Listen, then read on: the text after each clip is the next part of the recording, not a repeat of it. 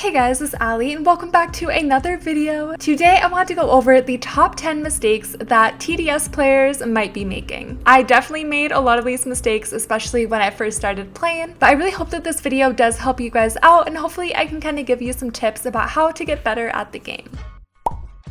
Starting off with mistake number 10. This one is voting for the normal mode over the molten mode. Now, I actually did this a lot when I first started playing because I just assumed that the normal mode would be easier than molten, and a lot of you guys probably are already aware of this, but the molten game mode is technically a little bit easier than normal, at least in my opinion. For example, on the molten game mode, the normal boss comes out first on wave number 10, but for the normal game mode, the boss actually comes out at wave number 7. And the first time you see the hiddens in the molten game mode is wave 13, but you can see hiddens as early as wave 9 in the normal mode. So I would consider the molten game mode to probably be the easiest game mode in TDS.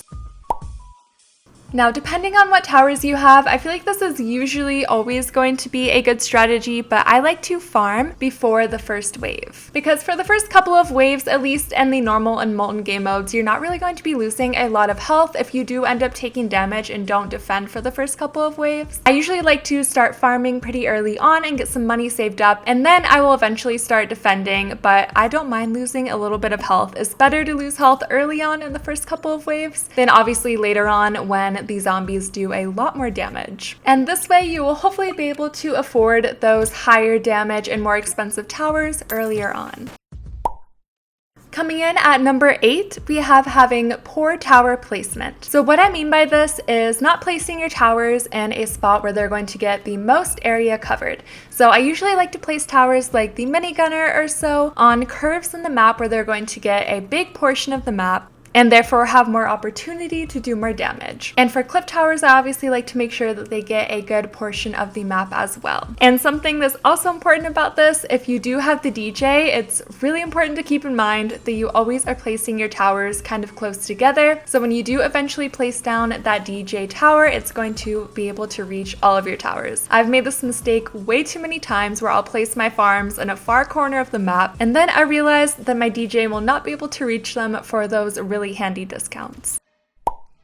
The next tip I have for you goes for when you're dealing with a team or playing with other players. And that is when you do not coordinate with your team. You definitely need to make sure that you are communicating with your team and make sure that you discuss who has what towers and who's going to defend early on, because I cannot tell you how many times I have joined a game with other players and we all start either farming at once or we all start defending. And then our whole strategy is thrown off and we will most likely lose the game. So definitely make sure you are communicating with your other teammates and make sure that you guys have somewhat of a strategy put together.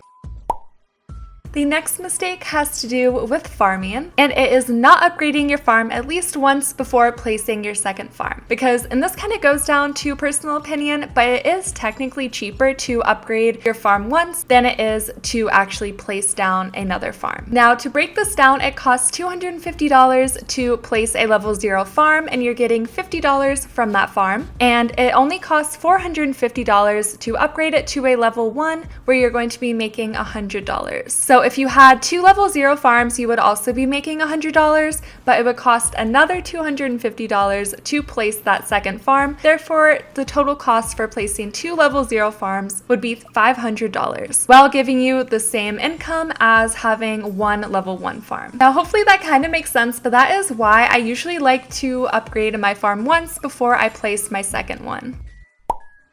The next mistake is not using support towers. Now, I'm a huge fan of support towers, my favorite probably being the Commander, but I've also found myself using both the Commander and DJ, and it's actually been a pretty solid strategy for myself because you do get the discounts as well as call to arms, which is always super important. Having those support towers, even if you don't have the most OP or high damage towers, can really make that big difference and could possibly help you get the win even if you don't have super high damage towers. The next mistake is not knowing the wave structure, or at least not being familiar with it. And this is going to come with time, obviously, and the more you play, the more just familiar you're going to get with the wave structure. But especially for beginners, I would definitely recommend going to the TDS wiki page, and I'll link it down below. They give kind of a brief summary of what zombies come out on which waves for all the different game modes, and it's honestly super helpful. And it's really important to know things such as when the hidden zombies come out, so you make sure that you have that hidden protection ready to go, or that you have enough defense set up for that slow boss.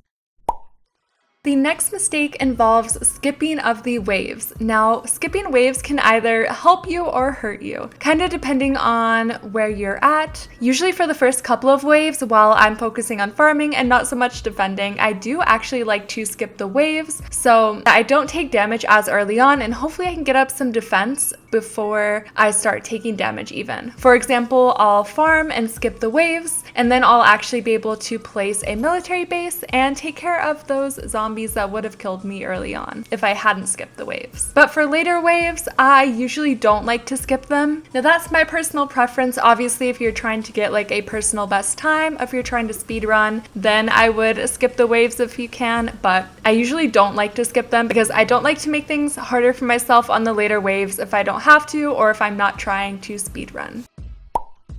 This next mistake I find myself making way too often, and I always get so annoyed when I do this, but that is placing a new tower right after you've done call to arms. Now, when you do this and you place a tower after you've done call to arms, the call to arms is not actually going to activate on that tower. So instead of doing it in that order, definitely make sure you place your tower first and then hit call to arms.